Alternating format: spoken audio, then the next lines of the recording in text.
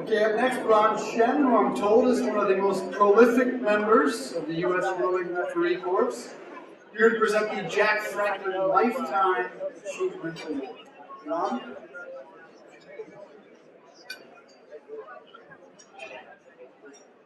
Since 1986, U.S. Rowing has honored a lifetime of contributions to our sport as a referee with the Jack Franklin Award. Named after the legendary Jack Franklin, the father of rowing officiating as we know it today, who taught so many of us how to wave a flag or not to wave a flag, this award is the highest honor that U.S. Rowing can give to one of its officials. It is my great, deep personal honor and privilege to introduce this year's recipient of the Jack Franklin Award, my close friend and colleague for almost 30 years, Robert Appleyard.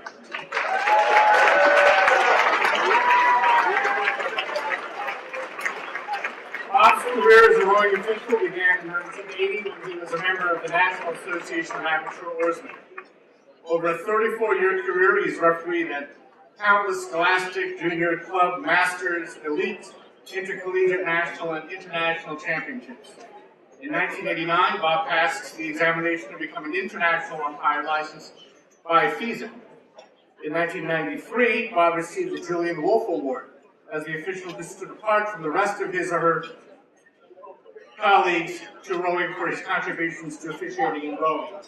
From 2002 to 2006, he was the chair of the U.S. Rowing Judge Referee Committee and has served on the committee as regional representative from both the Northeast and Northwest regions.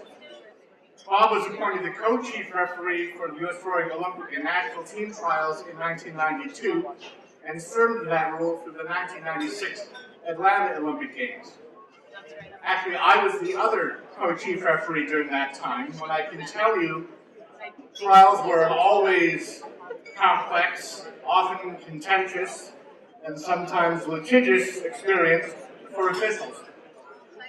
As a lawyer, I can handle the litigious aspect, but as pursuing the contentious aspect of it, there was no one better suited than the always composed, never ruffled, constantly calming presence of Bob Appleyard, who always managed to convince the athletes that they were receiving a completely fair and equal opportunity to achieve their aspirations to make the U.S. national team. Trials can be indeed a hair-raising experience for even the most hardy referee, but not for Bob Appleyard. All right, that can go with In 30 years of knowing Bob, I don't think I've ever seen him lose his temper despite more than adequate reasons sometimes. He served as the chief referee for the head of the Charles Regatta, helping it transition into the world-class event that it is today. He has been the chief referee at the Eastern Sprints, and since 2005, he's been the chief referee at the IRA National Championship Regatta. In 2013, he was the recipient of the George Schiebler Award, which is presented by the ECAC to an official from any sport who has demonstrated dedication to his avocation. In 2008, he achieved what for us referees is, in his own way, the same pinnacle of achievement that it is for athletes when he was named to be a member of the jury at the Games of the 29th Olympiad in Beijing.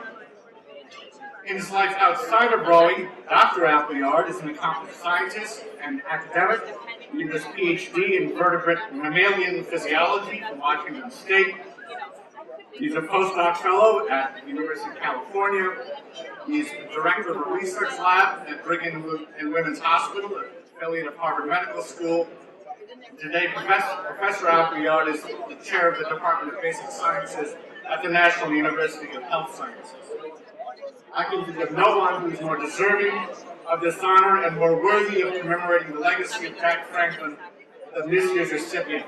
Please join me in congratulating Bob Appleyard.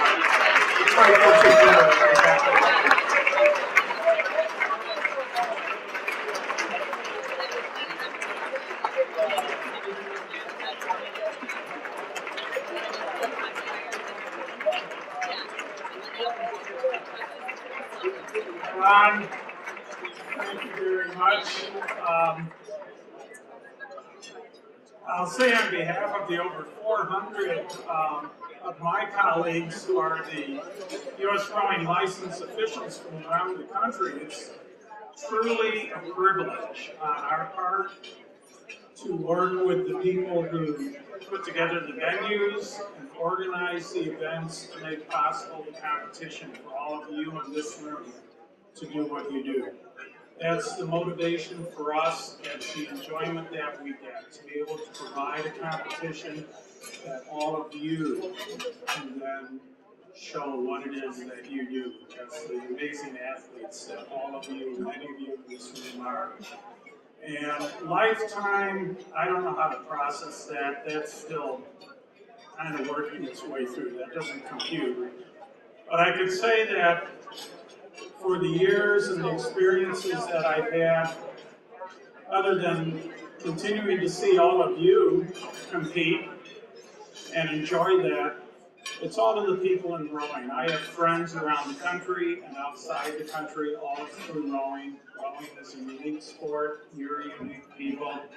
And the privilege of being able to work with you is something that really means something to me.